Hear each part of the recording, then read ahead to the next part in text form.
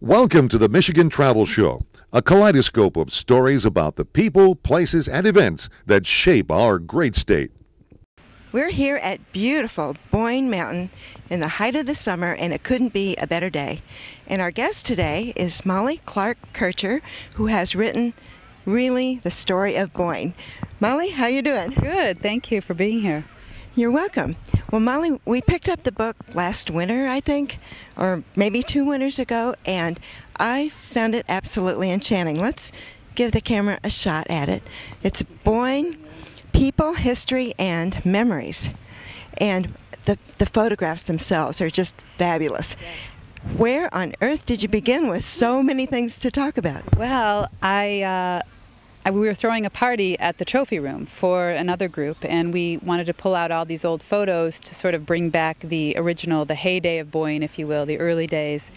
So I started going through the boxes of photos that are here at Boyne, and I just got wrapped up in it. And I said to Steve, my husband, whose father started Boyne Resorts, you've got to get all these photos together in a book because people will love to see these. This is everybody's history, and this place is just, all these people that skied here and all the fun they had. And he said, it's a fabulous idea. Why don't you do that? Uh-oh. And I thought, well, okay, I could do that. And he said, and why don't you have it done for the 60th anniversary, which was in January. So that gave me maybe about 6 months at that point. And so that's sort of where the whole thing came from. Okay. Well, I was very struck by how many stories are there, and you have pictures to illustrate all of them. And one example is, ever since I've been coming here, Art's been telling me the story about the tree on Hemlock. And I've never seen a picture of the tree until your book. Can you tell us that story? Oh, that's kind of a heartbreaking one to start with, isn't it?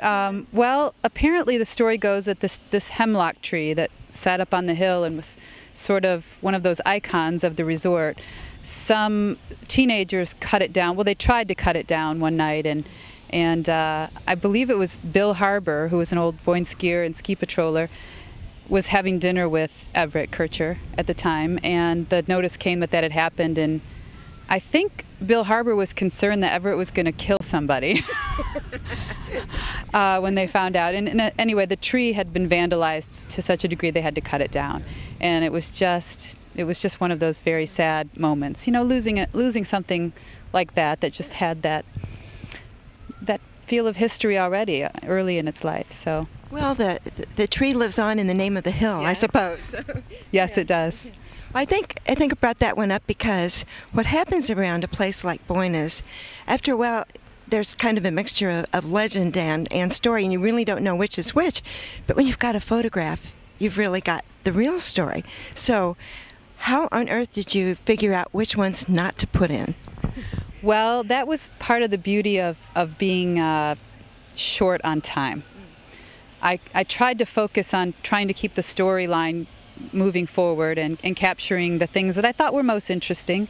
There's so many things that were left out and so many more details and so much more history I could have captured had I had the time. And especially once you begin to get into it and learn about it, it's so interesting and fun, and you want to capture it all. So I think it was just a product of being short on time and having the people there telling me the stories. They were only the stories they knew. Now, since the book has been out, I hear a lot more stories. And, it started a dialogue with the people that used to ski here and the people who ski here now and the memories they have. And that's what makes a place special, is the history that you make there as skiers. That it's all of our history, not just the history of Boyne. Well, I think one of the things that struck me was not only are there pictures of people like Stein Eriksen doing one of his famous flips, but you have pictures of people having in the trophy room and in the snowflake room and having parties. And that's a theme that I really didn't know very much about. So do we have parties like that anymore? Well, we had our 60th anniversary party, which that's what we tried to do. We went back into the old Clock Tower Lodge and we tried to recreate what they did in the early days. I think that's what made Michigan skiing so great then. It was about camaraderie of these people that were doing this new sport, and here they were on this hill in Michigan, and yet Stein Eriksen was here and Ottmar Schneider was here, and they were learning these ski techniques that no one else in the country knew yet because they had these amazing skiers here.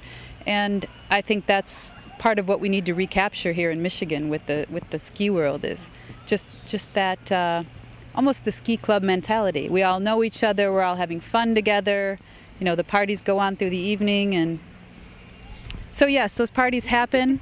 Probably, you know, it's different now. It's a larger group of people, the world is different, but they're here. Well, it's fun to see people who are basically our parents' age with the 1950s hairdos, the bouffant, and all kinds of things, you know, and with swimming suits that they were one pieces then, and the styles were so different. We kind of think those are old people, but they weren't acting old at all. Ooh, they were not acting old. It helps you realize that they had their time too. You know, I sometimes would tend to look back at my parents or grandparents and think that they were, I don't know, much more well-mannered, polite people. In a way they were, but they had their fun. Mm-hmm. And the stories that I heard, some of them I couldn't put in the book, but I would have loved to have, because they're just, they really paint that picture of just how much fun they were having. Well, I think the book brings out the fun of skiing and the fun of the parties here, and it also brings out Everett Kircher, especially's entrepreneurship. And there are so many things he thought of first or invented or improved on. What's your favorite? That's a good question. What's my favorite Everett Kircher invention? Mm-hmm. I would have to say Stephen Kircher. That's great. I think, you know, during the course of writing the book, I realized that if you ever had met Everett Kircher, you would think, here's a man who knows exactly what he wants and how to get it. And he's sort of got the master plan all together. And I realized through researching this and learning more about this company that he actually didn't have a clue about what was next. What he knew was what he wanted, what he liked, and he would just see an opportunity and he would go there. And I think nowadays, I know I do this, and a lot of people I know, we talk about, well, what am I going to do with my life? You know, what should I do next? Do the next thing that presents itself and looks like a good opportunity. So that was one of the things I learned, is that you don't build a ski empire by thinking I'm going to go build a ski empire. You build a ski empire by loving skiing and taking risks and moving forward. I didn't answer your question, though, did I? Well, yeah. I love how he brought the things that he experienced at Sun Valley here to Boyne Mountain. Steve and I went to Sun Valley and experienced some of the things there, such as the outdoor pool, you know, the Austrian ski instructors, the skating rink. So he saw things out in the world that he enjoyed, and he wanted to bring them to Michigan so he could continue to enjoy them and share them. So I think that was one of my favorite things, just the way he would go and study something and bring pieces of it back here for all of us. Molly, one of the other things that impressed me so much about the book was you had so many great pictures to look at, but the layout and the design and the organization, one thing led to another, and I just couldn't stop, because the earlier skiers led to the early days at Boyne, and what you mentioned is the heyday, and I think another heyday is maybe even here. Oh, I agree with you on that. I think this resort in particular it's growing and changing, and people are out enjoying year-round what's happening here, which is just wonderful to see. Yeah, I don't know if the heyday was the right term, but it was what came to me as you know, the early days. Skiing was a new sport then. Now it's sort of the old school thing. Well, it got my attention because it highlighted what a surprising thing to find in northern Michigan, and I think heyday is perfect for that, because where else are people going swimming in a heated outdoor pool? And there are a lot of other things like that. Yes, well, they were in Sun Valley, Idaho, swimming in an outdoor pool, and here. So it was unique. It was special, and it still is. It still has that specialness to me, and I think to the people who come here.